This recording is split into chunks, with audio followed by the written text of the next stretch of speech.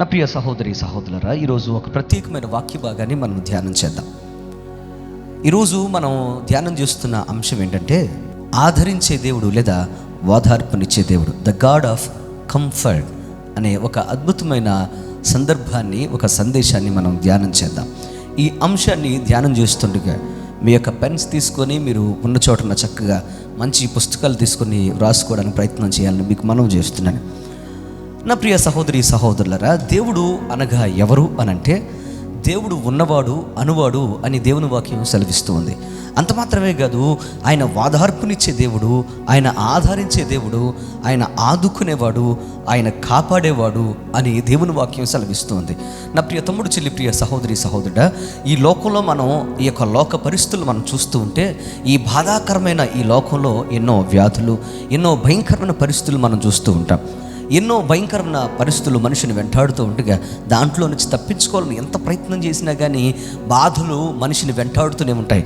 ఆదరించేవారు లేక, కాపాడేవారు లేక, మనిషి తన జీవితం తన శక్తి చాలనప్పుడు, ఎవరు తనని చేర్చుకున్నప్పుడు మనుషుల మీద ఆధారపడకుండా దేవుని మీద ఆధారపడుతూ, ఆదరించేవాడు నన్ను ఆదరిస్తాడు అని ఆశగా ఎదురు చూస్తూ ఉంటాడు. నా ప్రియ సహోదరి సహోదరులారా, ఈరోజు ఒక చిన్న సందర్భాన్ని మీతో నేను పంచుకుంటాను. ఒక కుటుంబం ఉంది, అందమైన కుటుంబం, చాలా సంతోషకరమైన కుటుంబం, చాలా అద్భుతంగా వారు పెళ్ళైన దగ్గర నుండి చాలా సంతోషంగా భార్య భర్తలు అన్యోన్యంగా ఆనందంగా గడుపుతూ ఉండేవారు. వారు ఒక చక్కని ఫంక్షన్కి వెళ్ళి తిరిగి వస్తున్నారు బైక్ మీద భార్య, భర్త, అలాగే చిన్న కుమారుడిని తీసుకొని వారు ఫంక్షన్కి వెళ్ళారు, తిరిగి వస్తున్నారు. చక్కగా ఆనందంగా వారి ప్రయాణం సాగింది. ఫంక్షన్లో పాల్గొన్నారు. ఆ తర్వాత తిరిగి ఇంటికి వస్తూ ఉన్నారు. ఇంటికి వస్తూ ఉండగా వారు ప్రయాణం చేసుకుంటూ చక్కగా భార్య భర్తలు మాట్లాడుకుంటూ ఉన్నారు. మాట్లాడుకుంటూ ఉండగా భర్త డ్రైవ్ చేస్తున్నాడు, బైక్ డ్రైవ్ చేస్తున్నాడు. వెనక భార్య కూర్చుని ఉంది, పావును పట్టుకొని చక్కగా ప్రయాణం చేస్తూ చక్కగా అన్యోన్యంగా మాట్లాడుకుంటూ వారి ప్రయాణం సాగుతూ ఉంది. ఇంకొద్దిసేపట్లో వారు ఇంటికి వెళ్ళిపోతారు. ఆ హైవే మీద ప్రయాణం చేస్తూ ఉండగా ఎదురుగా వస్తున్న బస్సును తప్పిద్దామనే ఉద్దేశంతో మీదకు వచ్చేస్తుందని పక్కకు కొంచెం పోనించడానికి ప్రయత్నం చేసేటప్పటికి ఎదురుగా వస్తున్న లారీ ఆ యొక్క దంపతులు ప్రయాణం చేస్తున్న ఆ యొక్క బైక్ని ఒక్కసారిగా హిట్ చేసేటప్పటికి, గుద్దేటప్పటికి ఒక్కసారిగా వారు రోడ్డు మీద పడిపోయారు. ఎప్పుడైతే ఈ యొక్క బైక్ని ఆ యొక్క లారీ గుద్దేసిందో, యాక్సిడెంట్ అయిందో, వెంటనే ఈ యొక్క భార్య తన బిడ్డను తీసుకొని పక్కకు పడిపోయింది, రోడ్డు సైడ్కి పడిపోయింది. అయితే ఈ భర్త మాత్రం ఈ యొక్క బైక్తో పాటుగా ఈ యొక్క లారీలోకి పడిపోయాడు. ఎప్పుడైతే లారీలోకి పడిపోయాడో ఈ యొక్క లారీ ఆ యొక్క భర్త మీద నుంచి ఎక్కుకుంటూ వెళ్ళిపోయింది. ఒక్కసారిగా ఆ యొక్క బైక్ మీద నుంచి కింద పడేటప్పటికి ఈ కాళ్ళు విరిగిపోయి కాళ్ళులో ఉన్న ఎముక బయటకు వచ్చేసి లేవలేని స్థితిలో రక్తస్రావం అయిపోతూ ఉంది. ఎదురుగా బాబు పడిపోయి ఏడుస్తూ ఉంటే, గుక్కపట్టి ఏడుస్తూ ఉంటే వెంటనే ఏం చేయాలో అర్థం కాలేదు. ఎవరు లేరు అక్కడ. ఒక ప్రక్కేమో భర్త మీద నుంచి లారీ ఎక్కి వెళ్ళిపోయింది. భర్తకి ఏమైందో చూడడానికి ప్రయత్నం చేస్తూ ఉంది. ఈ భార్య భయంకరమైన బాధతో ఆ కాళ్ళు విరిగిపోయి ఎముక బయటకు వచ్చేసి రక్తస్రావం అయిపోతూ ఉంటే, బ్లీడింగ్ అయిపోతూ ఉంటే ఏం చేయాలో అర్థం కాక అప్రయత్నంగా మెల్లిగా అలాగ పాకుకుంటూ వెళ్ళి తన బాబును చేతుల్లోకి తీసుకొని ఏడుస్తున్న బాబును అలాగే తన యొక్క చేతుల్లో పట్టుకొని భర్త దగ్గరకు మెల్లి పాక్కుంటూ ఆ యొక్క రోడ్డు మీదకి వచ్చింది. భర్త దగ్గరికి వచ్చి చూసేటప్పటికి భర్త కొన ఊపిరితో కొట్టుకుంటూ ఉంటే ఆ భర్తను చూసి భర్తను లేపుతూ ఉంది. ఏమండి లేవండి, ఏమండి నన్ను చూడండి, ఏమండి మమ్మల్ని విడిచిపెట్టి వెళ్ళొద్దండి, ఏమండి మీరు లేకుండా మేము బ్రతకలేమండి, బాబును చూడండి అని ఆ బాబును పట్టుకుని ఏడుస్తా భర్తను ఏదో రకంగా లేపాలని ప్రయత్నం చేస్తుంది. కానీ కొద్దిసేపు ఆమె అలాగ ప్రయత్నం చేస్తూ ఉండగానే ఆ యొక్క భర్త తన యొక్క చేతుల్లోనే ఆ కన్ను మూసాడు. ఎప్పుడైతే కన్ను మూసాడో భయంకరంగా ఆ యొక్క బాబును పట్టుకొని ఒక ప్రక్క ఈ కాళ్ళు విరిగిపోయి ఎముక బయటకు వచ్చి భయంకరమైన బాధతో, వేదనతో ఈ యొక్క బాధ దిగమింగుకుంటూ ఎదురుగా చనిపోయిన భర్తను పట్టుకొని ఒక చేత్తో భర్తను పట్టుకొని ఏడుస్తూ ఉంది. ఆ హృదయ విదారకమైన సంఘటన చూసి ఏడ్చిన వారే కానీ ఏడవని వారు ఒక్కరు కూడా లేరు ఆ సందర్భంలో. ఎందుకు ఈ మాట ఈరోజు మీకు నేను చెప్తున్నానంటే, జీవితం చాలా భయంకరమైనది. ఎంతో అందంగా ఉంది, సంతోషంగా ఉన్నాం, చాలా ఆనందంగా ఉన్నాం అనుకునే లోపలనే భయంకరమైన వేదనకరమైన పరిస్థితులు మనిషి మీదకు కొట్టేస్తూ ఉంటాయి, మనిషిని చిత్రవందన చేస్తూ ఉంటాయి, మనిషిని పాడు చేస్తూ ఉంటాయి. ఆనందంగా అప్పటి వరకు చక్కగా వారి ప్రయాణం సాగింది. ఇంకొద్దిసేపట్లో వారి ఇంటికి వెళ్ళిపోతారు, చక్కగా అన్యోన్యంగా ఉంటారు, వారి బిడ్డతో హాయిగా ఉంటారు. అనుకున్న అంతలోనే భయంకరమైన ప్రమాదం రూపంలో వారి కుటుంబాన్ని సర్వనాశనం చేసేసింది. నా ప్రియ తమ్ముడు, చిన్న ప్రియ సహోదరి సహోదరుడా, ఆ సందర్భం, ఆ భయంకరమైన పరిస్థితి అతని యొక్క భార్యను అలాగే కుమారుణ్ణి అన్యాయం చేసి అనాథలు చేసింది. ఈ లోకంలో ఉన్న కుటుంబ వ్యవస్థ ఎలాంటిదంటే ఒక గాజు బొమ్మ లాంటిది. అది అందంగా కాపాడుకున్న ఉన్నంతసేపే. ఒక్కసారి అది చేయి జారిందా అది మరలా తిరిగి అతికించడానికి కూడా కుదరనట్టుగా అది ముక్కలు అయిపోతుందని మనం గమనించాలి. అందుకోసమే ఇట్స్ ఎ బ్రోకెన్ వరల్డ్. మన జీవితాల్లో మనం అర్థం చేసుకోవాల్సింది ఏంటంటే ఈ లోకము ఒక భయంకరమైన పగిలిపోయిన అనుభవాలు కలిగిన లోకం. ఈ లోకంలో నువ్వు ఎవరైనా కానీ నీ జీవితంలో ఎప్పుడు కూడా నీ బ్రతుకులో ఎప్పుడు నువ్వు పగిలిపోతావో, ఎప్పుడు నీ కుటుంబం చిందరబందరైపోతుందో, ఎప్పుడు నీ ఆనందం నీ దగ్గర నుంచి వెళ్ళిపోతుందో నీకు తెలియదు. కనుక నీ బ్రతుకులో ఎప్పుడు కూడా ఈ లోకాన్ని వైపు కాకుండా నిన్ను కాపాడే దేవుని వైపు చూస్తున్నాడు వాళ్ళని మీకు మనవి చేస్తున్నాను. ఈ బైబిల్ గ్రంథంలో, పరిశుద్ధ గ్రంథంలో ఒక అద్భుతమైన మాట ఉంది. ఆ విషయాన్ని మీకు గమనించాలని మీకు మనవి చేస్తున్నాను. అపోస్తలుడైన పౌలు కొరింథీ సంఘానికి రాసిన 2వ పత్రిక 1వ అధ్యాయము 3-4 వచనాలు మనం ఒకసారి చదువుదాం. 2వ కొరింథీ 1వ అధ్యాయము 3-4 వచనాలు. కనికరము చూపు తండ్రి, సమస్తమైన ఆదరణ అనుగ్రహించు దేవుడు, మన ప్రభువైన యేసుక్రీస్తు తండ్రి అయిన దేవుడు స్తుతింపబడునుగాక.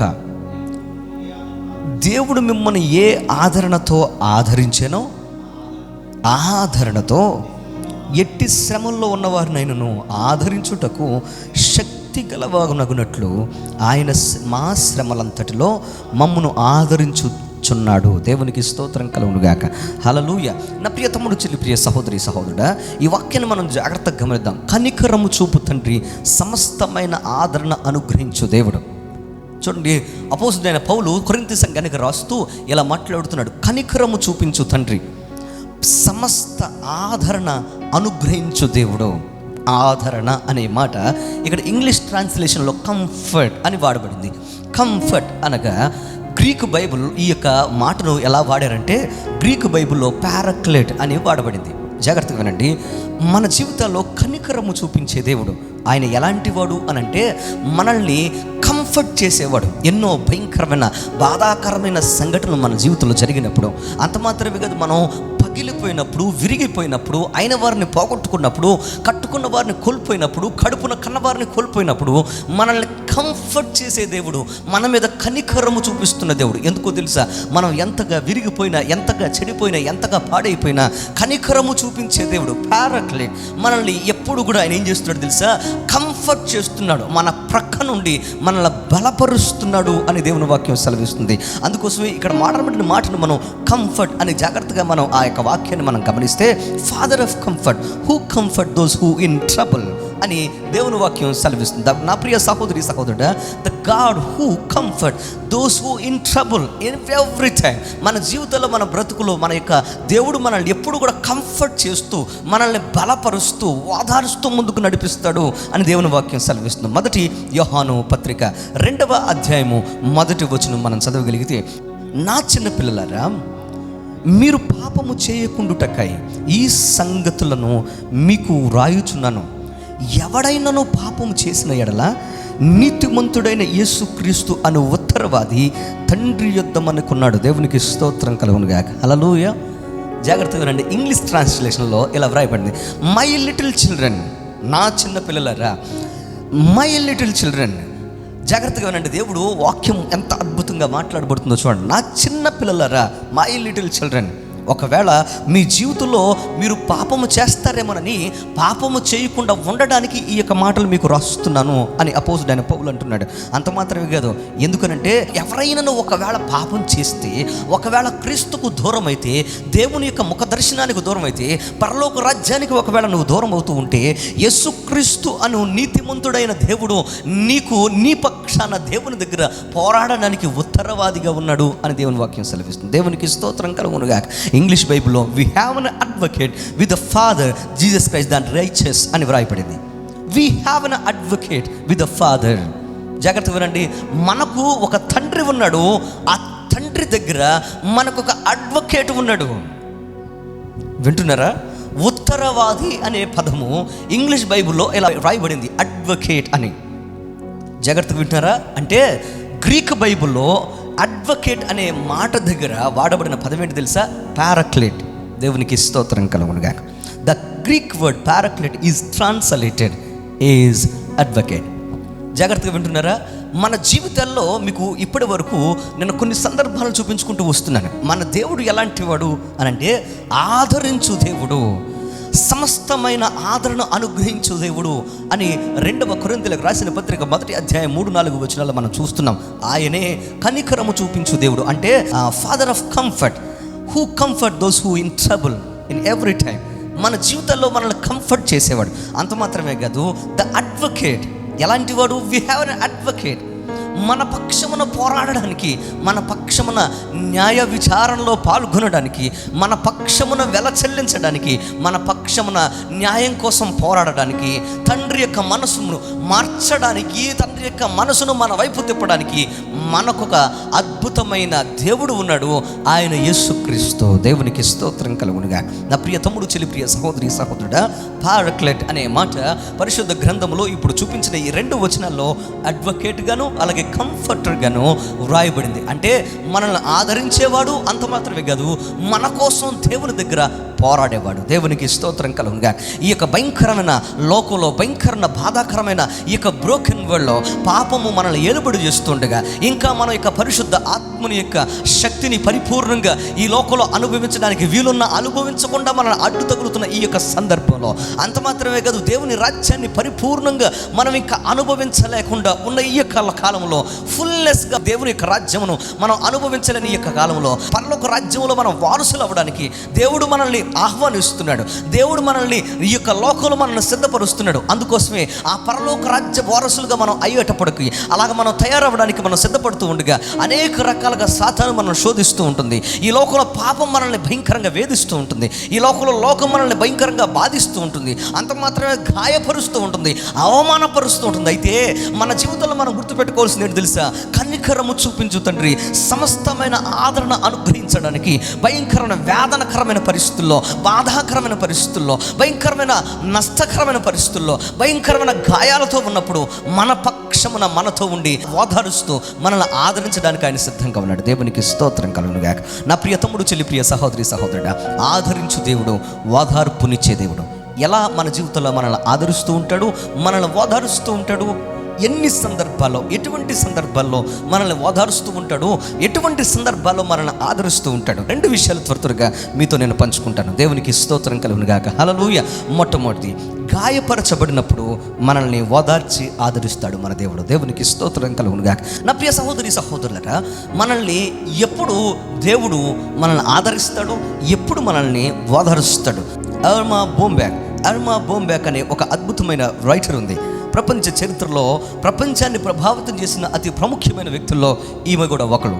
ఈ ఎర్మా బోంబ్యాక్ తను చెప్పిన ఒక అద్భుతమైన మాటను ఈరోజు మనం చూద్దాం. There is a thin line that separates laughter and pain. There is a thin line that separates, జాగ్రత్తగా ఉన్నారా? There is a thin line that separates laughter and pain, comedy and tragedy, humour and hurt అనంది. నా ప్రియ తమ్ముడు, చెల్లి, ప్రియ సహోదరి, సహోదరుడు, తన జీవితంలో తను కలిగిన భయంకరమైన బాధాకరమైన పరిస్థితుల్లో నుంచి, తన యొక్క జీవితంలో అనుభవించిన అనుభవాలను చెప్పిన మాట ఎర్మా బోంబ్యాక్ అద్భుతంగా చెప్తున్న మాట. There is a thin line that separates laughter and pain, comedy and tragedy, humour and hurt అని చెప్పింది. ఆమె అంటుంది ఏంటి తెలుసా? నవ్వుకు అలాగే బాధకు, దుఃఖానికి అది ఎలా ఉంటుందంటే మధ్య తేడా ఒక చిన్న వెంట్రుక వాసంత అంది. నవ్వుకు అలాగే బాధకు, దుఃఖానికి ఉన్న తేడా ఎంతో తెలుసా? మధ్యలో గ్యాప్ ఎంతో తెలుసా? వెంట్రుక వాసంత. అలాగే కామెడీకి, ట్రాజెడీకి, అంటే సంతోషానికి, నవ్వుకు, అలాగే ఆనందానికి, దుఃఖపరిచే సంఘటనలకు ఉన్న మధ్యలో తేడా ఎంతో తెలుసా? వెంట్రుక వాసంత, హ్యూమర్ అండ్ హర్ట్. అంటే మన జీవితాల్లో మనం అనేక మందిని నవ్వించడానికి, అలాగే అనేక మందిని గాయపరచడానికి మధ్యలో ఉన్న తేడా ఎంతో తెలుసా? వెంట్రుక వాసంత అంది. నా ప్రియ తమ్ముడు, చెల్లి, ప్రియ సహోదరి, సహోదరుడా, ఈ మాట చెప్తుందంటే ఎంతగా తన జీవితంలో భయంకరమైన బాధాకరమైన పరిస్థితులను చూసి ఈ మాట అంతా జాగ్రత్తగా వినండి. అంతే కదా, ఎర్మా బోంబ్యాక్ ఎందుకు ఈ మాట చెప్పింది అని మనం గమనిస్తే, ఎర్మా బోంబ్యాక్ ఎవరో మనం చూద్దాం ఒక్కసారి. అద్భుతమైన హ్యూమరిస్ట్, అంత మాత్రమే కాదు రైటర్, అంత మాత్రమే కాదు కాలమిస్ట్, జర్నలిస్ట్. జాగ్రత్తగా వింటున్నారా? Writer, humourist, columnist and journalist. బహుముఖ ప్రజ్ఞాశాలి. అనేక మందిని నవ్వించింది. అంత మాత్రమే కాదు, అనేక మందిని తన రచనల చేత ప్రభావితం చేసింది, ఆలోచింపజేసింది. తను రాస్తున్న కాలమ్స్ చూసి అనేక మంది ఆలోచన చేశారు. ప్రపంచాన్ని ప్రభావితం చేసిన అద్భుతమైన రచయిత్రులలో ఈమె కూడా ఒకటి. తన జీవితంలో తన అనుభవించిన స్థితుల గురించి ఒకసారి మీతో చెప్తాను. ఈమె తన యొక్క 9వ ఏట తన యొక్క తండ్రిని పోగొట్టుకుంది. అంత మాత్రంగా తండ్రి చనిపోయిన కొద్ది రోజులకే తన యొక్క తల్లి కూడా చనిపోయింది. చిన్నప్పుడే తల్లిదండ్రులు లేకుండా పెరిగిన అన్నద. 1990 సంవత్సరానికి వచ్చేటప్పటికి భయంకరమైన క్యాన్సర్ ఆమెను కంబలించేసింది. ఎప్పుడైతే క్యాన్సర్ వ్యాధులు మారిపడిందో బాగా భయంకరంగా వేదన పడుతూ నలిగిపోయింది. ఆ తర్వాత 92వ సంవత్సరంలో మరలా భయంకరంగా క్యాన్సర్ తిరగబెట్టేటప్పటికి ఆ క్యాన్సర్ నుండి కోలుకోవడానికి చాలా ప్రయత్నాలు చేసిన ఆ ప్రయత్నాలు ఏవి కూడా సఫలం అవ్వలేదు. ఒక భయంకరమైన కిడ్నీ వ్యాధి, అది ఎలాంటిదంటే ఎవరికి రాని ఒక ప్రత్యేకమైన రేర్ కిడ్నీ డిసీజ్ ఎప్పుడైతే ఆమెకు వచ్చిందో, బ్రతకాలని ఎంత ఆశ ఉన్నా కానీ, బ్రతకాలని ఎంత తాపత్రయపడినా కానీ బ్రతకలేక లోకాన్ని విడిచిపెట్టి వెళ్ళింది. లోకాన్ని విడిచిపెట్టి వెళుతూ ఈ మాట అంది, there is a thin line that separates laughter and pain, comedy and tragedy, humour and hurt. అందుకనే ఈ యొక్క భయంకరమైన అనుభవాలు చూస్తూ అంది, నా జీవితంలో నాకు నవ్వుంది అనుకునే అంత లోపలనే నాకు ఏడ్పు ఉందని నాకు ఏడ్పు గుర్తు చేసింది. నేను అనేక మంది నవ్వించాను, నేను నవ్వాను అనుకున్నంతలోనే నా యొక్క ఈ నవ్వు నా జీవితంలో భయంకరమైన ట్రాజడీగా, ఏంటో అర్థం కాని పరిస్థితిగా మారిపోయింది. అంత మాత్రమే కాదు, హ్యూమర్ అండ్ హర్ట్. నా బ్రతుకులో అనేక మందిని నేను నవ్విస్తూ సంతోషపరిచిన దాన్ని నేను గాయపడి ఆ నవ్వే నా జీవితంలో లేకుండా నేను అనుభవించే స్థాయికి నేను దిగజారిపోయాను అనంది. ఎందుకు ఈ మాట మీకు నేను చెప్తున్నానంటే, ఈ లోకంలో ప్రతి మనిషి అనేకమైన గాయాల చేత బాధపడుతూ ఉంటాడు. మానసిక, శారీరక, ఆధ్యాత్మిక అనేకమైన గాయాలు మనిషిని పట్టి పిడుస్తూ ఉండేటప్పటికీ ఆ గాయాల నుంచి బయటకు రాలేక సతమతం అయిపోతూ ఉంటాడు. ఒక మనిషి ఎందుకు గాయపరచబడతాడు, ఒక మనిషి ఎందుకు గాయపరచబడి ఈ లోకంలో భయంకరమైన బాధను అనుభవిస్తుంటాడు అనంటే, ఆ మనిషి యొక్క గాయమున ఒక కారణం అతని సమస్య, హిజ్ ప్రాబ్లం. జాగ్రత్తగా వినండి, ఒక మనిషి ఎందుకు గాయపరచబడతాడంటే ఆ మనిషి యొక్క సమస్య అతన్ని గాయపరిచి కృంగదీసి మానసికంగాను శారీరకంగాను భయంకరంగా సర్వనాశనం చేస్తూ ఉంటుంది. నా ప్రియ తమ్ముడు, చెల్లి, ప్రియ సహోదరి, సహోదరుడా, ఈ రోజున మనం ఇంతవరకు మనం విన్న ఈ యొక్క సహోదరి యొక్క జీవితంలో ఉన్న బాధ ఏంటో తెలుసా? తన యొక్క గాయానికి గల కారణం ఏంటో తెలుసా? ఆ సహోదరి యొక్క శారీరక రుగ్మతలు. అంత మాత్రమే కాదు, శరీరాన్ని జయించలేని భయంకరమైన రోగాలు ఆ సహోదరిని బట్టి పీడించి భయంకరంగా వేధించినాయి. ప్రతి మనిషి యొక్క భయంకరమైన వేదన వెనుక, గాయం వెనుక ఒక సమస్య ఉంటుంది. ఆ సమస్యను నువ్వు గుర్తించగలిగితే, ఆ సమస్య కోసం ఆ సమస్యను తీర్చే దేవుని దగ్గర నువ్వు మొర్ర పెట్టగలుగుతావు. దేవునికి స్తోత్రం కలుగునుగా. నా ప్రియ తమ్ముడు, చెల్లి, ప్రియ సహోదరి, సహోదరుడా, ఈ రోజున గాయముకు కారణం ఏంటి అనంటే ఆ ఒక వ్యక్తి యొక్క సమస్య, ఒక వ్యక్తి యొక్క గాయమునకు కారణం అని మనం తెలుసుకున్నాం. మార్కు సువార్త 5వ అధ్యాయం 1వ వచనం మనం చదువుదాం. మార్కు సువార్త 5వ అధ్యాయం 1వ వచనం. వారు ఆ సముద్రమునకు అద్దరనున్న గెరాసేనులకు దేశమునకు వచ్చిరి. ఆయన ధోని దిగగానే అపవిత్రాత్మ పట్టిన వాడొకడు సమాధుల్లో నుండి వచ్చి ఆయనకు ఎదురుపడెను. సమాధుల్లో వాసము చేసేవాడు సంకెళ్లతోనైనను ఎవడునూ వానిని బంధింపలేకపోయాను. పలుమార్లు వాని కాళ్ళకును చేతులకును సంకెళ్ళు వేసి బంధించినను వాడు ఆ సంకెళ్ళు తెంచి కాలి సంఖ్యలు ఇతరులుగా చేసెను గనుక ఎవడునూ వానిని సాధుపరచలేకపోయాను. వాడు ఎల్లప్పుడూ రాత్రింపగళ్ళు సమాధులను కొండలలోనూ కేకలు వేయచు తన్ను తాను రాళ్లతో గాయపరుచుకొనుచుండెను. దేవునికి స్తోత్రం కలుగునుగా. హల్లెలూయా. నా ప్రియ తమ్ముడు, చెల్లి, ప్రియ సహోదరి, సహోదరుడా, ఈ వాక్యాన్ని ఒక్కసారి జాగ్రత్తగా చూద్దాం. చూడండి, ఇక్కడ ఒక వ్యక్తి మనకు కనపడుతున్నాడు. ఆ వ్యక్తి తన జీవితంలో ఎటువంటి అనుభవాన్ని అనుభవించాడు? సమాధుల్లో నుంచి వచ్చాడు. ఎందుకు సమాధుల్లో నుంచి వచ్చాడు అనంటే, అక్కడ మనం వాక్యాన్ని జాగ్రత్తగా గమనిస్తే 5వ వచనంలో అద్భుతంగా తన సమస్య గురించి చెప్పబడుతుంది. అదేంటి తెలుసా? అతను సైతాను శక్తుల చేత బంధించబడిన వాడుగా ఉన్నాడు. అంత మాత్రమే కాదు, వాడు ఎల్లప్పుడూ తనను తాను గాయపరుచుకుంటూ ఉన్నాడు. నా ప్రియ సహోదరి, సహోదరులరా, ఈ రోజున ఎవరో గాయపరిస్తే గాయపడడం ఒక బాధ అయితే, తనను తాను మనమే గాయపరుచుకోవడం అది దౌర్భాగ్యమైన పరిస్థితి.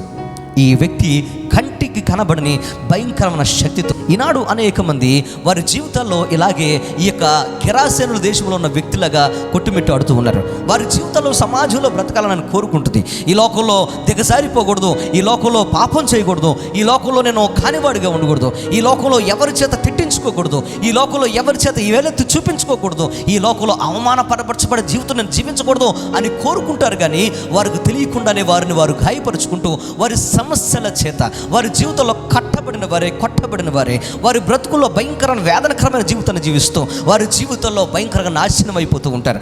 సంఖ్యల చేత బంధించబడి, ఈ పాపపు సంఖ్యల చేత బంధించబడిన వారే, లోకంలో ఈ యొక్క లోక సంబంధమైన అలవాట్ల చేత వారు బంధించబడిన వారే బయటకు రాలేక భయంకరమైన వేదన అనుభవిస్తూ ఉంటారు. వారు పోరాడుతూ ఉంటారు, వారి యొక్క ఇన్నర్ పరిస్థితుల్లో వారు పోరాడుతూ ఉంటారు. మానసికంగా వారి యొక్క సంఘర్షణలో వారు బయటపడలేకపోతూ ఉంటారు. నా ప్రియ తమ్ముడు, చెల్లి, ప్రియ సహోదరి, సహోదరుడా, ఈ రోజున మీ జీవితం ఎలా ఉంది? మరి ఇక్కడ మనకు వ్యక్తి కనపడుతున్నాడు.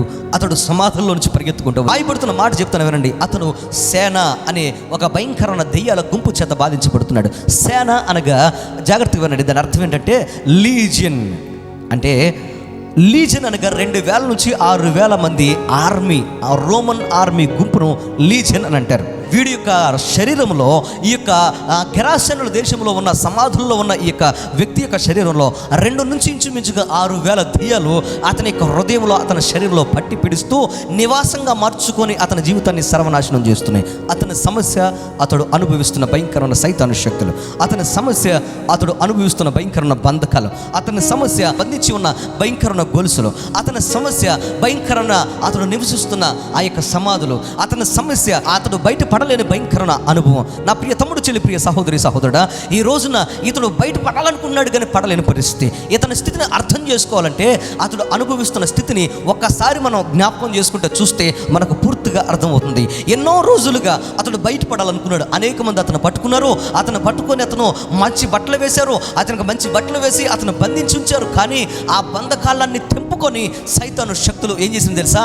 అతని ఇంట్లో ఉండకుండా అడవుల్లోకి, కొండల్లోనికి వాడిని పట్టుకొని పోయినాయి. నా ప్రియ తమ్ముడు, చెల్లి, ప్రియ సహోదరి, సహోదరుడా, ఈ రోజున అనేక మంది ఇలాగే వారి జీవితంలో మంచిగా ఉండాలని ప్రయత్నం చేస్తున్నారు. కానీ సైతాను శక్తులు వారిని కుదురుగా కూర్చొని ఇవ్వట్లేదు. వారి జీవితంలో తాగుడు మానేద్దాం అని త్రాగుడు పక్కన పెట్టేసి, ఈ వ్యభిచారం మానేద్దాం అని వ్యభిచారం పక్కన పెట్టి, ఈ లోకంలో ఏ పాపం చేయకూడదు, చెడ్డ తిరుగులు తిరగకూడదు, ఈ యొక్క భయంకరమైన నేను చూడకూడని విషయాలు చూడకూడదు అని అన్నిటినీ పక్కన పెట్టి వారి జీవితాన్ని కొనసాగిస్తూ ఉండగా వారి జీవితంలో మరలా ఒకసారి ఎప్పుడో ఒకప్పుడు సైతాను శక్తులు వారిని పట్టుకొని వారు అనుభవించిన మొదటి స్థితి కంటే భయంకరమైన స్థితికి వారిని లాక్కెళ్ళి వారి స్థితిలో వారిని భయంకరమైన భ్రష్టులను చేస్తున్నట్లుగా మనం చూడగలుగుతాం. ఈ లోకంలో చూడండి, అనేక మంది వ్యక్తులు మనం గమనిస్తే ఎక్కడ చూసినా కానీ పైకి మాత్రం బాగానే ఉంటారు. కానీ వారి జీవితంలో, వారి యొక్క బ్రతుకుల్లో, వారి యొక్క మనసుల్లో, వారి హృదయాల్లో, వారి శరీరాల్లో ఉన్న లోనున్న పరిస్థితులను చూస్తుంటే ఆశ్చర్యం కలుగుతూ ఉంటుంది. వేమన ఒక అద్భుతమైన పద్యం రాశాడు. అదేంటి తెలుసా? వేమన అనేకమైన పద్యాలు రాశాడు. వేమన అనేకమైన నీతి సూక్తులు చెప్పాడు. అలాంటి సూక్తుల్లో అద్భుతమైన పద్యంలో ఒక పద్యం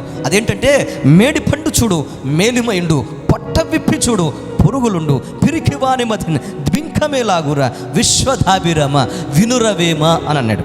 నా ప్రియ తమ్ముడు, చెల్లి, ప్రియ సహోదరి, సహోదరుడా, ఈ లోకంలో మేడి పండుగను మనం చూస్తే ఎంతో అందంగాను, ఎర్రగా, బుర్రగా, చక్కగా ఉంటుంది. అది చూస్తే, దాన్ని చూసినప్పుడు మనకి ఏ లోపం కనపడదు. కానీ దాన్ని గనక ఒకవేళ మనం విరిచి చూస్తే, ఒకవేళ పగలగొట్టి మనం చూస్తే, ఆ యొక్క మేడి పండు లోన ఏముంటాయి తెలుసా? భయంకరమైన పురుగులు ఉంటాయి.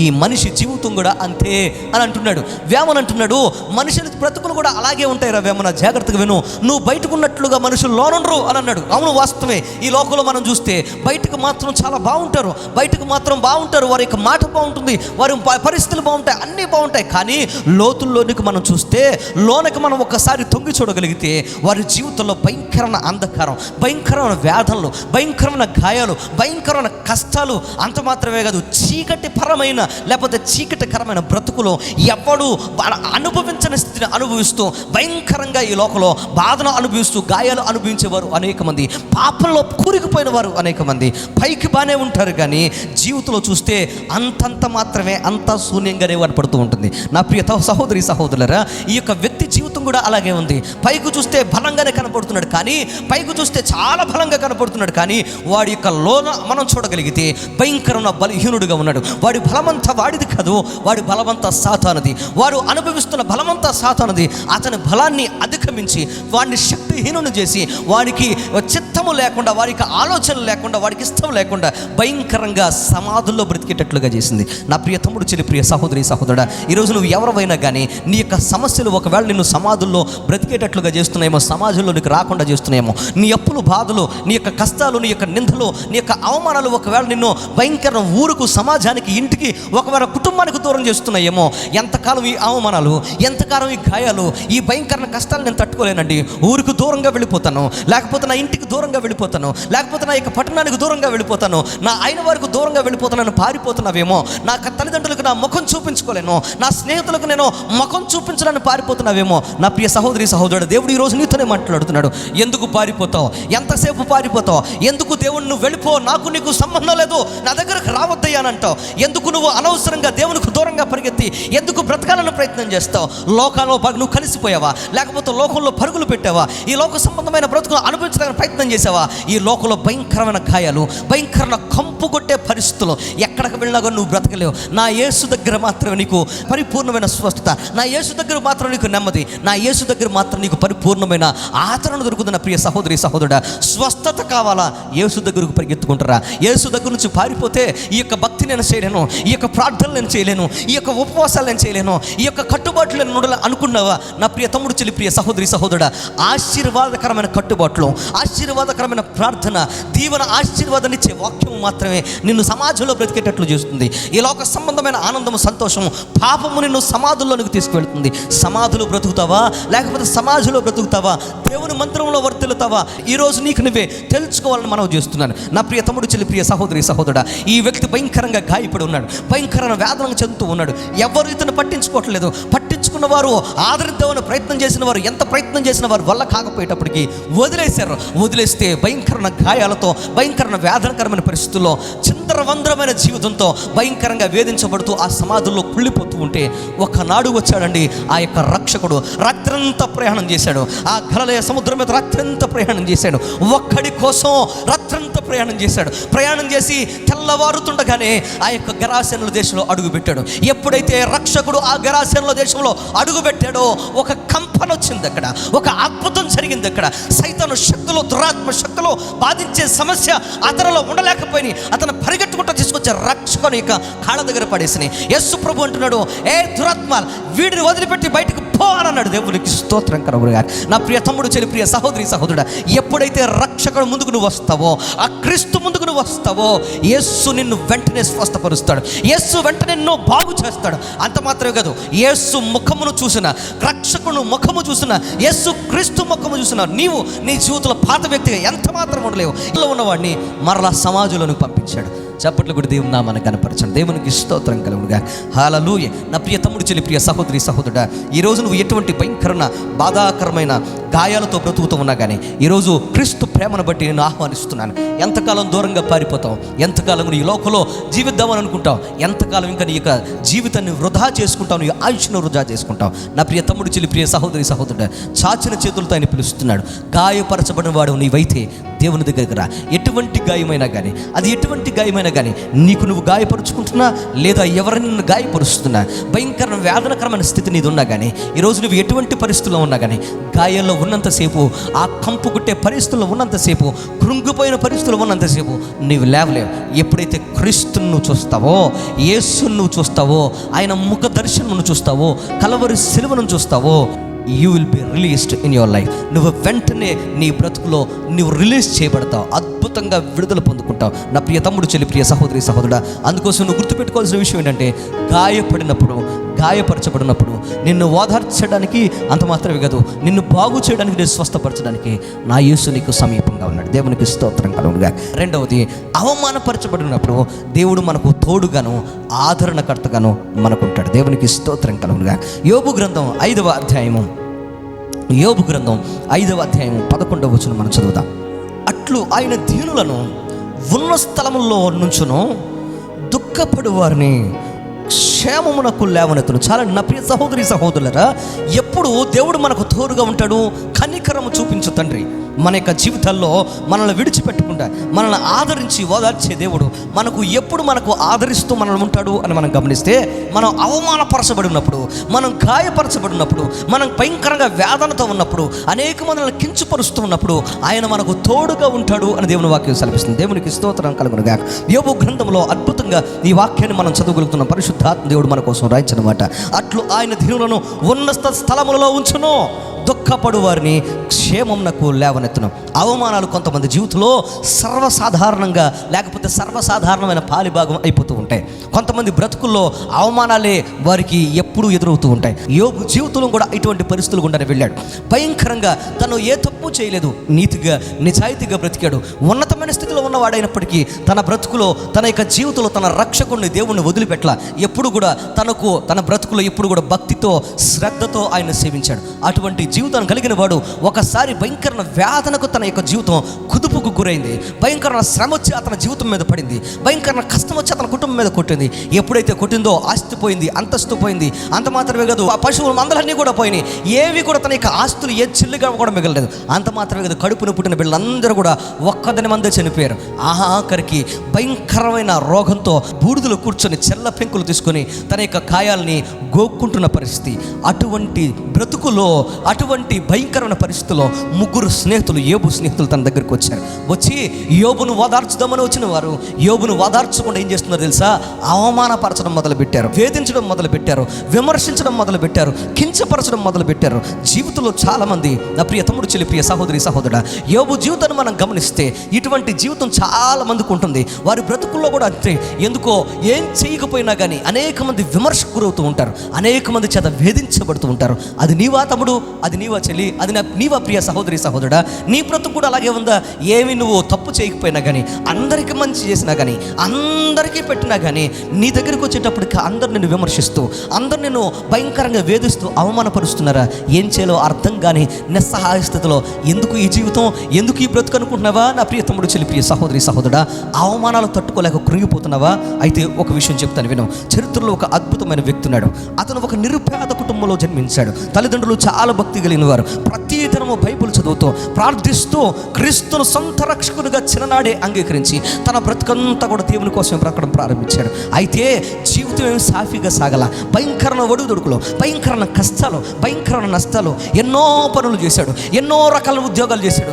ఏదో రకంగా జీవితంలో గెలుద్దామని ఎంత ప్రయత్నం చేసినా తను చేసిన భక్తి కానీ, తన ప్రార్థన చేసిన ప్రార్థన కానీ అతనికి ఏమాత్రం ఉపయోగపడినట్టు కనపడలా. అయినా కృంగిపోలా. ఎన్ని అవమానాలు ఎదురైనా కానీ, ఎన్ని కష్టాలు ఎదురైనా కానీ, ఎన్ని బాధలైనా ఎదురైనా కానీ ఒక్కటే నమ్మాడు. నేను నమ్మిన దేవుడు, నన్ను రక్షించిన దేవుడు నన్ను జ్ఞాపకం చేసుకుంటాడు అనుకున్నాడు. 22 సంవత్సరాల వయసులో ఒక వ్యాపారం పెట్టి తీవ్రంగా నష్టపోయాడు. 23 సంవత్సరాల వయసులో ఎన్నికల్లో పోటీ చేసి ఘోరంగా ఓడిపోయాడు. 24 సంవత్సరాలు వచ్చేటప్పటికి మరలా వ్యాపారం చేద్దామని ప్రయత్నం చేసి మరలా ఆ వ్యాపారంలో భయంకరంగా దెబ్బతిన్నాడు. 26 సంవత్సరాల వయసులో తను ప్రేమించిన కాబోయే భార్య 26 సంవత్సరాల వయసులో తను విడిచిపెట్టి చనిపోయింది భయంకరమైన వ్యాధితో. 27 సంవత్సరాల వయసు వచ్చేటప్పటికి ఆ వ్యక్తి భయంకరంగా కృంగిపోయాడు. మానసికంగా కృంగిపోయి తన జీవితంలో ఒంటరివాడు అయిపోయాడు, డిప్రెషన్లోకి వెళ్ళిపోయాడు. 28 సంవత్సరాల వయసు వచ్చేటప్పటికి మరలా తేరుకొని స్పీకర్ పదవికి పోటీ చేసి భయంకరంగా ఓడిపోయాడు. 31 సంవత్సరాలు వచ్చేటప్పటికి మరొకసారి పోటీ చేశాడు. ఇంకొక ఎన్నికల్లో మరలా ఓడిపోయాడు. 34 సంవత్సరాలు వచ్చేటప్పటికి పార్లమెంటుకు పోటీ చేశాడు. పార్లమెంటుకు పోటీ చేసి భయంకరంగా ఓడిపోయాడు. 47 సంవత్సరాల వయసులో ఉపాధ్యక్ష పదవికి పోటీ చేశాడు. పోటీ చేసి 47 సంవత్సరాల వయసులో ఉపాధ్యక్ష పదవి కూడా పోటీ చేసిన వాడే పోటీ చేసి ఘోరంగా ఓడిపోయాడు. 51 సంవత్సరాల వయసులో అమెరికా 16వ అధ్యక్షుడిగా ఎన్నికయ్యాడు. Who is he? ఎవరతను అనంటే అబ్రహాం లింకన్. దేవునికి స్తోత్రం కలుగునుగా. నా ప్రియ తమ్ముడు, చెల్లి, ప్రియ సహోదరి, సహోదరుడా, అబ్రహాం లింకన్ తన జీవితంలో భయంకరమైన ఓటమిని అనుభవించాడు, భయంకరమైన అవమానాలు అనుభవించాడు. అంత మాత్రమే కాదు, క్రీస్తు నెరిగిన వాడు, భక్తి కలిగిన వాడు, ప్రార్థన జీవితం కలిగిన వాడు, ఎప్పుడు క్రీస్తును తప్ప, తన బ్రతుకులో యేసును తప్ప ఎవరిని నమ్మల. తన బ్రతుకంతా కూడా యేసు క్రీస్తును సొంతగా రక్షకుని అంగీకరించి అనుకున్నాడు, మేలు కలుగుటకే సమస్తమును సమకూరు జరుగుతాయి అని నమ్మాడో, తన బ్రతుకులో ఏదొచ్చినా కానీ, ఓటమి వచ్చినా, అవమానం వచ్చినా, ఇది నా మేలుకే, ఆ మేలుకు నేను ఎన్ని జరుగుతున్నాయి నమ్మాడు. నమ్మి తన బ్రతుకులో ఓటములను సైతం అంగీకరించాడు. ప్రపంచంలో అవమానాన్ని కొందరు మాత్రమే ఎదుర్కొంటారు, కానీ అవమానాన్ని భరించి ఎదుర్కొనే వాళ్ళు కొంతమంది ఉంటారు. అటువంటి వాడే అబ్రహాం లింకన్. దేవునికి స్తోత్రం కలుగునుగా.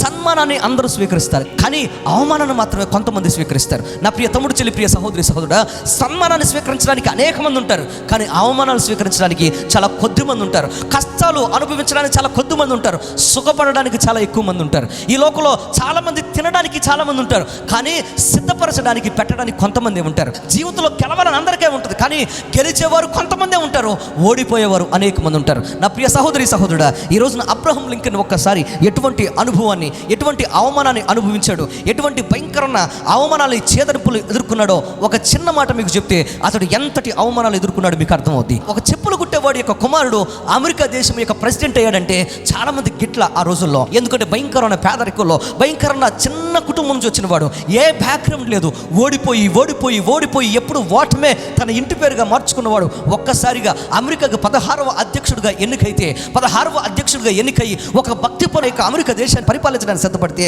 ఈ చెప్పులు కుట్టుకునేవాడు కుమారుడు అమెరికా అధ్యక్షుడు అవుతాడు అని అనేక మంది అవహేళన చేయడం మొదలుపెట్టారు. ఒకరోజు ఆయన ఆ అధ్యక్ష పదవి స్వీకరించిన తర్వాత మొట్టమొదటి ప్రసంగం చేయడానికి ఒక స్టేజీ మీదకు వస్తూ ఉన్నాడు. ఒక స్టేజ్ మీదకి మొట్టమొదటి ప్రసంగం చేయడానికి అమెరికా అధ్యక్ష పదవి హోదాలో వస్తూ ఉంటే అధ్యక్షుని యొక్క మొదటి ప్రసంగాన్ని వినడానికి అనేక మంది ఉన్నారు. అంత మాత్రమే కాదు, ఆ యొక్క ప్రాంతంలో ఆ స్టేజ్ దగ్గర అనేక మంది విలేకరులు, పెద్ద పెద్ద విఐపీలు సైతం, వ్యాపారస్తులు సైతం అనేక మంది కూర్చొని ఉన్నారు.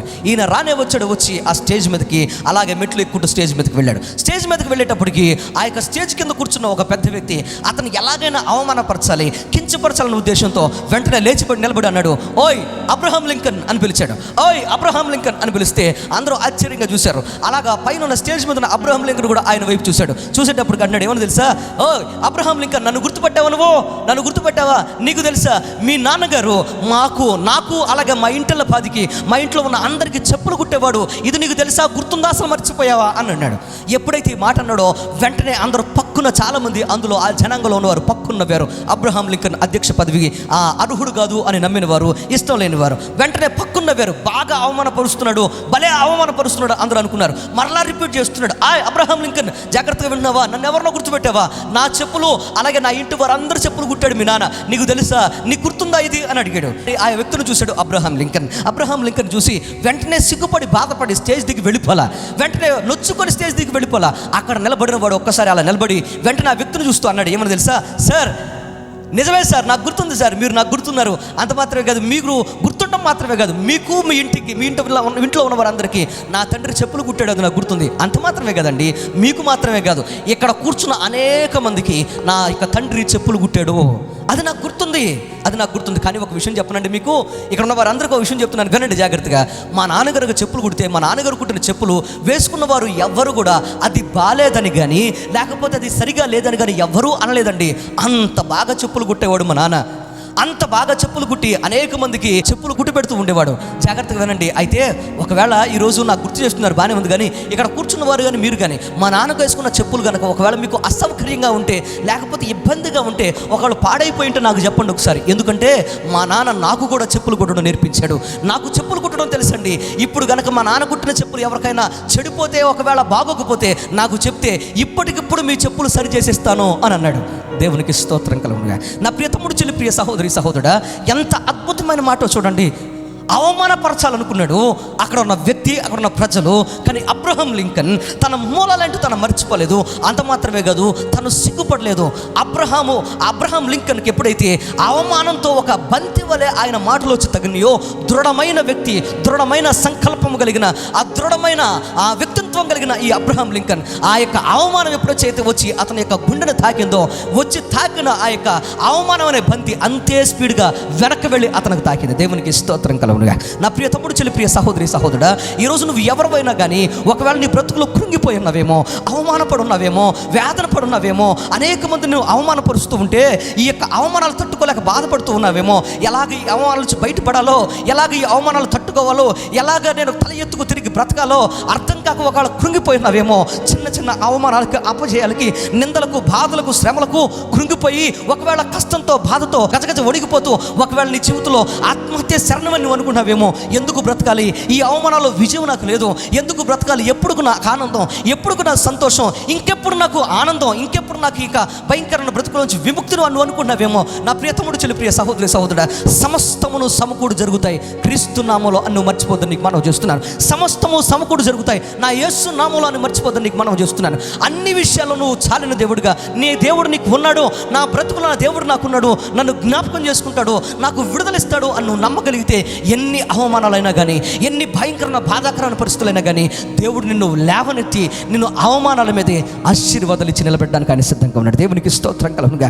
యేసు ప్రభువును కూడా అనేక మంది అవమానపరిచారు. ఆయన పెట్టింది తిన్నవారు అవమానపరిచారు, ఆయన ఆ స్వస్థపడితే బాగుపడిన వారు అవమానపరిచారు. అంత మాత్రంగా సిలువలో ఆయన యాగము చేస్తూ ఉంటే సిలువలో సైతము ఆయన అవమానపరిచారు. అవమానాలే ఆయన యొక్క మార్గమంతా, ఆయన జీవితం అంతా వెంటాడింది. కానీ ఆయన వచ్చిన పర్పస్ ఎప్పుడూ మర్చిపోలేదు. ఆయన ఎందుకు వచ్చాడో, ఆ యొక్క ఆంతర్యమును, ఆయన ఎందుకు వచ్చాడో, ఆయన ఉద్దేశాన్ని ఎప్పుడు మర్చిపోలేదు. అవమానాలు చూడలేదు. కానీ క్రీస్తు తన జీవితంలో, యేసు ప్రభు తన జీవితంలో తండ్రి అప్పగించిన బాధ్యతను చూశాడు. దేవునికి స్తోత్రం కలుగునుగా. ప్రియ తమ్ముడు చెల్లి, ప్రియ సహోదరి సహోదరుడా, నీ జీవితంలో అవమానాలు చూడకు. అవమానాలు చూసినంతసేపు నువ్వు ముందుకు నడవలేవు. ఆశీర్వాదాలు చూసినప్పుడు మాత్రమే నువ్వు ముందుకు నడుస్తావు. అవమానాలు చూసావో కృంగిపోతావు. అవమానాలు కాకుండా నా యేసును చూడు. నా యేసును నువ్వు చూడగలిగితే నడవగలుగుతావు. నీ బాధ్యతను చూడు. దేవుడు నీకు ఇచ్చిన బాధ్యతను చూడు. బాధ్యతను చూసి ముందుకు నడువు. ఎప్పుడైతే బాధ్యతల వైపు నువ్వు అడుగులు వేస్తావో, నా దేవుడు కరుణా వాత్సల్యం కలిగిన దేవుడు, కనికరం చూపించే దేవుడు, నిన్ను ఆదరించే, లేవనెత్తే దేవుడు, నిన్ను బలపరిచే దేవుడు, నీ అవమానాల్లో నిన్ను నిలబెట్టి అనేక మందిలో ఆశీర్వాదంగా నిన్ను మార్చి అనేక మందికి విజేతగా పరిచయం చేస్తాడు. దేవునికి స్తోత్రం కలుగునుగా. నమ్ము యేసయ్యను, ఆ యేసయ్యే నిన్ను ఆదుకుంటాడు. నమ్ము యేసయ్యను, ఆ యేసయ్య నీకు విడుదలిస్తాడు. నమ్ము యేసయ్యను, ఆ యేసయ్య నిన్ను అద్భుతంగా వాడుకుంటాడు. నమ్ము యేసయ్యను, ఆ యేసయ్య నీకు విజయాన్ని ఇచ్చి నిన్ను విజేతగా నిలబెడతాడు. దేవునికి స్తోత్రం కలుగునుగా. యోబు స్నేహితులు వచ్చి భయంకరంగా వేధించారు, భయంకరంగా మాటలతో, సూటిపోటి మాటలతో వేధించారు, భయంకరంగా అవమానపరిచారు. ఏం చేయాలో అర్థం కాలేదు. తనను తాను నిరూపించుకోవడానికి ఎన్నో మాటలు చెప్పాడు. నేను ఏ పాపం చేయలేదయ్యా, నేను ఏ తప్పు చేయలేదు, నన్ను అర్థం చేసుకోండి అని అన్నారు. అయినా యోబు స్నేహితులు వదిలిపెట్ల, భయంకరంగా మాటలతో పొడిచి మరి చంపడానికి ప్రయత్నం చేశారు. అయితే యోబు అంటున్నాడు, ఏమో తెలుసా, నా విమోచకుడు సజీవుడు. దేవునికి స్తోత్రం కలుగునుగా. నాకేం అర్థం కావట్లేదయ్యా, ఎందుకు నేను ఇలా ఉన్నానో, ఈ అవమానాలు ఏంటో, ఈ గాయాలేంటో, ఈ భయంకరమైన వేదనకరమైన పరిస్థితులు ఏంటో నాకు అర్థం కావడం. కానీ నేను ఒకటి మాత్రం చెప్పగలను, నా విమోచకుడు సజీవుడు. దేవునికి స్తోత్రం కలుగునుగా. నన్ను విమోచించేవాడు సజీవుడు. ఆయన విమోచించబోతున్నాడు, నాకు విడుదల ఇవ్వబోతున్నాడు, ఆయన నన్ను నిలబెట్టబోతున్నాడు, ఆయన నిలబెట్టి నన్ను అద్భుతంగా వాడుకోబోతున్నాడు అని చెప్పాడు. ఎప్పుడైతే అటువంటి మాటలు పలికాడో, యోబు గ్రంథం 42:12 ఈ మాటలు మనం చూస్తే, ఈ వాక్యాన్ని మనం చూస్తే అద్భుతంగా ఈ వాక్యం రాయబడింది. యెహోవా యోబును మొదట ఆశీర్వదించిన దానికంటే మరి అధికముగా ఆశీర్వదించను. దేవునికి స్తోత్రం కలుగునుగాక. హల్లెలూయా. నా ప్రియ సహోదరి సహోదరుల, ఎంత అద్భుతమైన మాట చూడండి. యోబు మాటలోనైనను, యోబు తలంపులోనైనా, యోబు వేదనకరమైన పరిస్థితుల్లోనైనాను, యోబు భయంకరంగా వేధించబడుతున్నప్పుడు, గాయపడినప్పుడైనాను ఎప్పుడు కూడా తన యొక్క మాటతో కానీ, తన యొక్క తలంపుల్లో కానీ, ఆలోచనలో కానీ దేవునికి వ్యతిరేకంగా పాపం చేయలే. యోబు తన జీవితంలో నిలబడ్డాడు, యోబు తన బ్రతుకులో నిలబడ్డాడు. యోబు విశ్వాసంతో, ఓపికతో ఎదురు చూశాడు, ఓపికతో కనిపెట్టాడు. ఓపికతో కనిపెట్టేటప్పటికి దేవుడు యోబును జ్ఞాపకం చేసుకున్నాడు. దేవునికి స్తోత్రం కలుగునుగా. యోబు గ్రంథం 42:12 రాయబడింది, యెహోవా యోబును మొదటి ఆశీర్వదించినంత కంటే మరి అధికముగా ఆశీర్వదించారు. దేవునికి స్తోత్రం కలుగునుగా. అవమానము ఆశీర్వాదం అయిపోయింది, అవమానము ఆశీర్వాదం అయిపోయింది. భయంకరమైన గాయాలు స్వస్థత అయిపోయినాయి, అద్భుతమైన ఆశీర్వాదంగా మార్చబడినాయి. భయంకరమైన అవమానాలు ఆశీర్వాదాలుగా మారిపోయినాయి. వేదనకరమైన పరిస్థితులు దీవెనగా మారిపోయినాయి. ఒకప్పుడు భయంకరంగా ఏడ్పు ఇప్పుడు సంతోషంగా మారిపోయింది. ఒకప్పుడు ఒక రెట్టింపు అయితే ఇప్పుడు 2 రెట్టింపుల దీవెన ఆశీర్వాదం మొదలైంది. దేవునికి స్తోత్రం కలుగునుగా.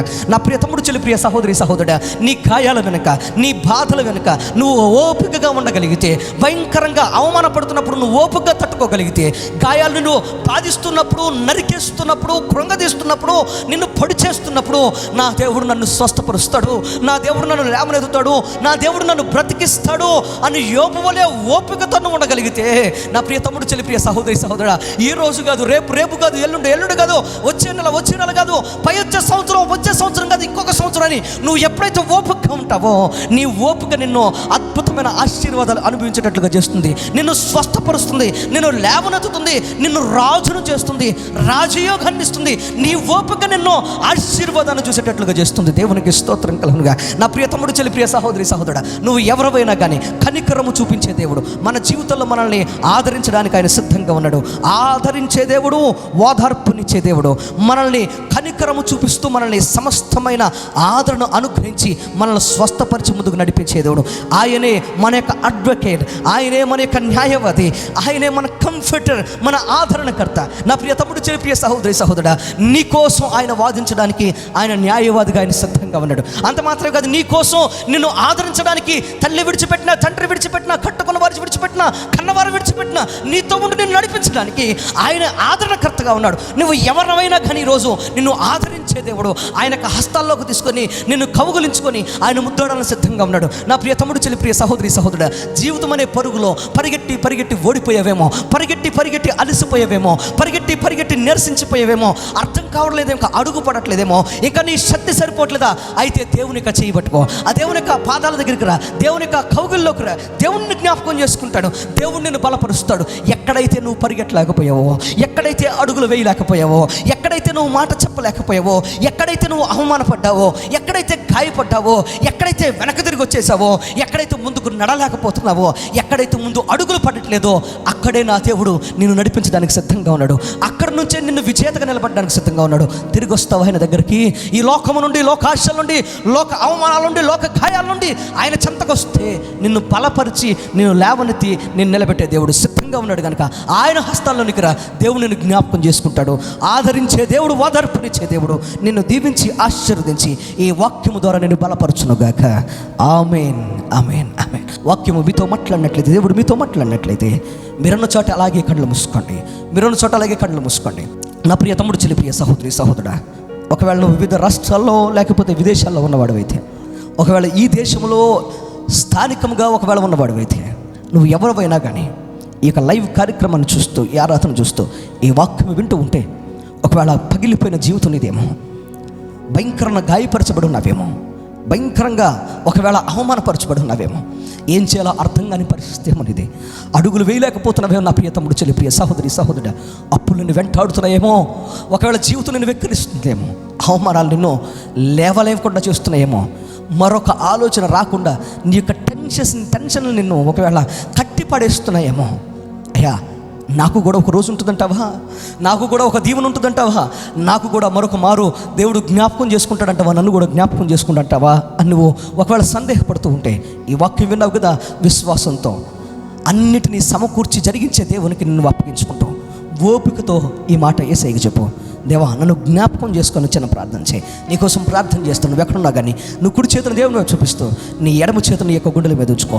నీకోసం ప్రత్యేకంగా ప్రార్థన చేస్తాను. నువ్వు ఎక్కడున్నా కానీ, ఏ దేశంలోనూ, ఏ రాష్ట్రంలో కానీ ఈ యొక్క సందర్భంలో ఈ వాక్యం వింటున్నట్లయితే, నువ్వు దేని ద్వారా, ఒకవేళ యూట్యూబ్ ద్వారా కానీ, ఫేస్బుక్ ద్వారా కానీ, ఒకవేళ టీవీ ద్వారా కానీ, ఏ మాధ్యమం ద్వారా, ఏ రకంగా నువ్వు వాక్యం వింటున్నా కానీ, నువ్వు ఉన్న చోటే, ఉన్న ప్రాంతంలోని ఒకసారి నీ కుడి చేతులు దేవుని వైపు చూపిస్తూ నీ ఎడమ చేతులు నీ గుండెల మీద ఉంచుకో. ప్రార్థన చేస్తాను. మహాపరిశుద్ధుడా, మా పరమ తండ్రి, గొప్ప దేవా, నీ కొందనాలు స్తోత్రాలు చెల్లిస్తున్నాను. ఈ యొక్క అన్ని కొందనాలు ప్రభావ, ప్రత్యేకమైన సమయంలో ప్రభావ నీ వాక్యాన్ని విన్న నా ప్రియ సహోదరి, సహోదరుల చేతులకు అప్పగిస్తున్నాను. ఎవరైతే వివిధ ప్రాంతాల్లో ప్రభావ ఉండి వాక్యం వింటున్నారో వారందరూ కూడా చేతులకు అప్పగిస్తున్నాను. అయ్యా, చాలామంది గాయపరచబడున్నారు ప్రభావ. నేను నీ కొందనాలు అవమానాలు పడున్నారు ప్రభావ. నేను లేవలేని స్థితిలో ఉన్నారు. అవమానాలు ఆశీర్వాదాలుగా మారాలని ఎంత కోరుకున్నా కానీ వారి జీవితంలో అవమానాలే వారి కుదనాలు ఇంటి పేరుగా మారిపోయి ఏం చేయాలో అర్థం కాని భయంకరమైన దుఃఖకరమైన పరిస్థితుల్లో చాలామంది ఏడుస్తున్నారయ్యా, దుఃఖపడుతున్నారు, వేదన చెందుతున్నారు, మూలుగుతూ ఉన్నారు. నాయన నా ప్రియ సహోదరి, సహోదరులు మీరు జ్ఞాపకం చేసుకోండి. చేయని తప్పులకు చాలామంది శిక్షణ అనుభవిస్తున్నారు. అయ్యా, నీ కొందనాలు ప్రభా, నాయన భయంకరంగా వేదన చెందుతున్నారు ప్రభా. ఎందుకో ఈ గాయాలు, ఎందుకో ఈ అవమానాలు, ఎందుకో ఈ బాధలు అర్థం కాక అయ్యా ప్రశ్నలకు జవాబులు దొరక్క నాయన భయంకరంగా వేధించబడుతున్నారు. అటువంటి వారందరినీ కూడా చేతులకు అప్పగిస్తున్నారు. ఈరోజు ఎవరైతే ఈ వాక్యం విని దేవ దేవా నన్ను జ్ఞాపకం చేసుకోని వారి కుడి చేతిని నీ వైపు చూపించారు అయ్యా, వారి యొక్క ఎడమ చేతిని వారి హృదయాల మీద ఉంచుకున్నారు. నన్ను ప్రత్యేకంగా కృంగిపోయిన హృదయాలని ఇప్పుడే మీరు తాకమని వేడుకున్నాను. గాయపడిన హృదయాలను ఇప్పుడే మీరు తాకమని వేడుకున్నాను. అవమానంతో నేను కృషించిపోయిన హృదయాల్ని ఇప్పుడే మీరు లేవనెత్తి స్వస్థపరచమని వేడుకున్నాను. నా ప్రియ సహోదరి సహోదరుల జీవితంలో ఒక అద్భుతము జరుగునుగాక. అయ్యా, నీ కొందరు గొప్ప విడుదల కలుగునుగాక. అవమానాలు ఆశీర్వాదాలుగా యేసు నామములో ఈ క్షణమందే మారునుగాక. అయ్యా, నీ కొందరు స్తుతులు ప్రభువా. ఎవరైతే దుఃఖకరమైన పరిస్థితుల్లో వేధించబడుతూ ఏడుస్తున్నారో వారందరినీ మీరు జ్ఞాపకం చేసుకోండి. నన్ను నీ కొందరు ప్రభావ ప్రత్యేకంగా పడుతున్న ప్రతి వేదనకు గొప్ప విముక్తి మీరు దయచేయండి. అప్పుల బాధల నుంచి విముక్తి అయ్యా, పాపము నుంచి విముక్తి, భయంకరమైన అలవాట్ల నుంచి విముక్తి అయ్యా, కష్టాల నుంచి విముక్తి అయ్యా, భర్త వేధింపుల నుంచి విముక్తి, నా నీ కొందనాలు స్తోత్రాలు ప్రభావ. తాగుడు బానిసత్వాల నుంచి విముక్తి అయ్యా, నీ కొందనాలు ప్రభావ. ఈ లోక సంబంధమైన భయంకరమైన పరిస్థితుల నుంచి విముక్తి అనుగ్రహించండి. కలిగిన గాయాలకు తగిన స్వస్థత మీరు దయచండి. అయ్యా, నన్ను స్వస్థపరచు. నా ఈ అవమానాల నుంచి నన్ను కాపాడని ఎవరైతే వారి చేతుల్ని నీ వైపు చూపిస్తున్నారో వారి హస్తాన్ని యేసు అధికారం నామములో ఇప్పుడే మీరు తాకి స్వస్థపరిచి అభిషేకించండి. నెమ్మది మీరు దయచండి. విన్న వాక్యాన్ని బిడ్డల జీవితంలో 30 దంతులుగా 60 దంతులుగా 100 దంతులుగా మీరు ఫలింపచేయమని వేడుకున్నాను. అయ్యా, నీ కొందనాలు ప్రభావ. ఈ వాక్యానుసారంగా బ్రతుకుతూ ఓపికతో అయ్యా వారి జీవితంలో ముందుంచబడిన పందెపు రంగంలో పరిగెత్తి విశ్వాసాన్ని కాపాడుకొని అయ్యా వారు నీ ముఖ దర్శనం చూసే కృపను మీరు దయచేయమని యేసు పరిశుద్ధ నామమున అడిగి వేడుకుని ప్రార్థిస్తున్నాము పరమ తండ్రి. ఆమేన్, ఆమేన్, ఆమేన్. నా ప్రియ సహోదరి సహోదరులారా, ఒకవేళ దేవుడు మీతో మాట్లాడినట్లయితే మీ 2 చేతులు దేవుని వైపు చూపిస్తూ దేవునికి స్తోత్రం చెప్పండి. హల్లెలూయా, హల్లెలూయా, హల్లెలూయా. దేవుడు మిమ్మల్ని దీవించునుగాక. ఓపికతో ఉండండి. దేవుని కోసం కనిపెట్టండి. ఆయన ఇచ్చే విడుదల కోసం కనిపెట్టండి. నిన్ను ప్రేమిస్తున్న దేవుడు, కనికరము చూపించే దేవుడు, నిన్ను సమస్తమైన ఆదరణ అనుగ్రహించి నిన్ను కాపాడి దేవుడు నీకు తోడుగా ఉన్నాడు. మర్చిపోద్దు. నీకు మనవి చేస్తున్నాను. దేవుడు మీ అందరిని దీవించి ఆశీర్వదించునుగాక. ఆమేన్, ఆమేన్.